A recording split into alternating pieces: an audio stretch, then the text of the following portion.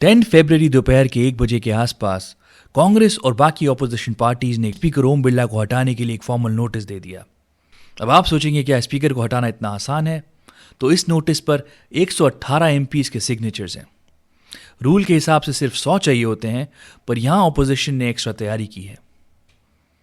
जैसे ही कांग्रेस एमपी गौरव गोगोई और के सुरेश ने नोटिस सेक्रेटरी जनरल को सौंपा, उसके तुरंत बाद स्पीकर ऑफिस से ये जानकारी बाहर आई कि ओम बिरला ने मॉरल ग्राउंड्स के हवाला देते हुए खुद को हाउस से अलग कर लिया। अब बात करते हैं उन ट्रिगर्स की जिसने ऑपोजिशन को नो कॉन्फिडेंस मोशन लाने पर मजबूर कर दिया। सबसे पहले बात करते हैं farmer army general MM Naravane की unpublished book 4 stars of destiny.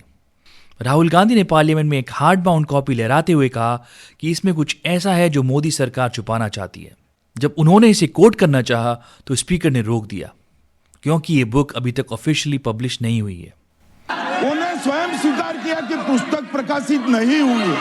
अब जो पुस्तक प्रकाशित नहीं हुई है, इसका जिक्र सदन में कैसे हो सकता है? और प्रकाशित हो तो भी नहीं कर सकते, मगर प्रकाशित ही नहीं हुई है। हाँ, ऐसे प्रकाशित कोई भी किताब प्रकाशित, कोई भी मेल पर, कोई भी चीज पर चर्चा कैसे हो सकती है यहाँ सदन में?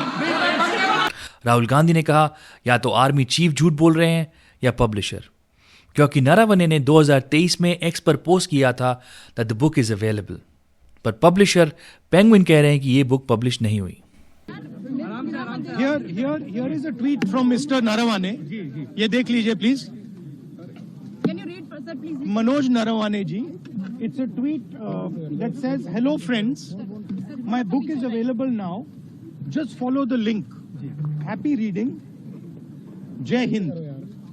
This is a tweet that Mr. Naravane has made.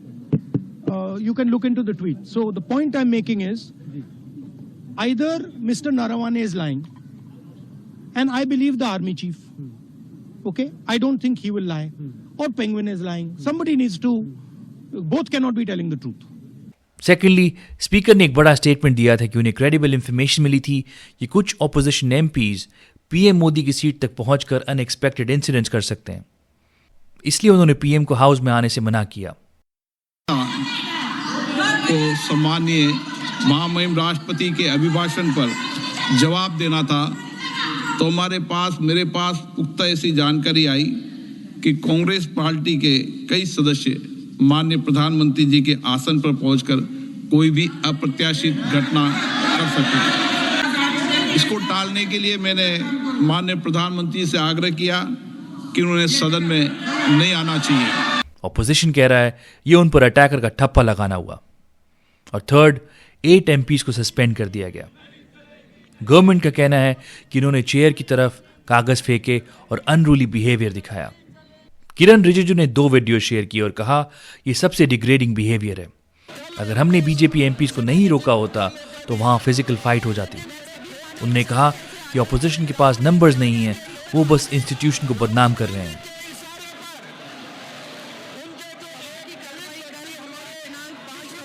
ये बिल्कुल सही है। राहुल गांधी जी और उनके कांग्रेस के टीम ने जानबूझ करके महिला सांसदों को आगे भेजा और बैनर लेके प्रधानमंत्री का कुर्सी तक जाने का प्लान बनाया, और हम लोगों ने संयम से अपने सांसदों को रोका। हम लोग अपने सांसदों को रोकते हैं ताकि वहां लड़ाई झगड़ा ना हो जाए, हाथापाई ना हो जाए, और वहां कांग्रेस के लीडर अपने एमपीज को लड़ाई के लिए आगे भेजते हैं। अब फर्क सोचिए, हमारा नेताओं के सोच और कांग्रेस के नेताओं के सोच में कितना अंतर है।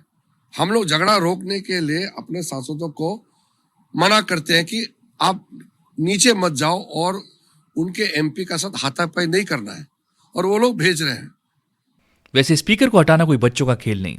इसके लिए आर्टिकल 94C फॉलो होता है। इसका सबसे बड़ा रूल है 14 डेज नोटिस। मतलब आज नोटिस दिया है तो अगले 14 दिन तक सिर्फ वेट होगा। उसके बाद हाउस में कम से कम 50 मेंबर्स को खड़े होकर उसका समर्थन करना होगा। अगर 50 लोग खड़े हो गए तभी इस पर वोटिंग होगी, और वोटिंग में चाहिए इफेक्टिव मेजॉरिटी, यानी जितनी सीट्स फिलहाल भरी हुई हैं उनका 50% से ज्यादा। अब सच्चाई सुनिए, एनडीए के पास नंबर्स हैं, तो क्या ओम बिरला हटेंगे? चांसेस बहुत कम है। तो फिर ऑपोजिशन ने ये क्यों किया? सिंपल है, ऑप्टिक्स। वो दिखाना चाहते हैं कि वो स्पीकर से खुश नहीं हैं। वो इस टॉपिक पर डिबेट चाहते हैं ताकि वो सारे चार्जेस ऑन रिकॉर्ड बोल सकें। अब आते हैं बड़े मिस्ट्री पॉइंट पर। नोटिस पर 118 साइंस हैं, लेकिन उनमें राहुल गांधी का साइन नहीं है। क्यों? क्या कांग्रेस में फूट है? इसके पीछे एक पार्लियामेंट्री प्रोटोकॉल है। कांग्रेस का कहना है कि Rahul Gandhi leader of opposition है, एक कॉन्स्टिट्यूशनल पोस्ट पर है। उनका स्पीकर को हटाने के पेपर पर साइन करना इंस्टीट्यूशनल प्रोप्राइटरी के खिलाफ है। वो चाहते हैं कि प्रोटेस्ट भी हो और डिग्निटी भी बनी रहे। लेकिन बीजेपी का कहना है कि ये राहुल गांधी का एंटाइटलमेंट है।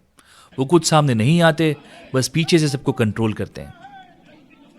अब चाहे ओम बिरला जी सही हो या ऑपोजिशन, नुकसान किसका हो रहा है? 22 साल में पहली बार ऐसा हुआ है कि प्रेसिडेंट की स्पीच पर पीएम ने जवाब नहीं दिया क्योंकि हाउस ही नहीं चला। हमारे टैक्स का पैसा बर्बाद हो रहा है।